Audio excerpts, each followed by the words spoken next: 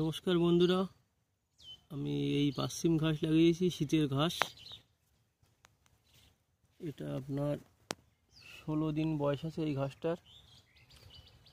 এর ভিতরে কিন্তু রেড নেপিয়ার লাগানো আছে, মানে এটা কিন্তু একসঙ্গে রয়েছে। আগে রেড নেপিয়ারটা রোপণ করে তারপরে জল দিয়ে ভিজিয়ে বাসিমের দানাটাকে ছড়িয়ে দিয়েছি।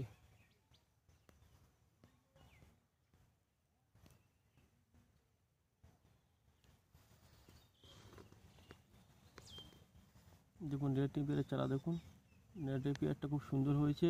বাসিম কাটবো, কেটে এর পরে রেড নেপিয়ার কিন্তু আমার মার্চের থেকে রেড নেপিয়ার চালু হয়ে যাবে।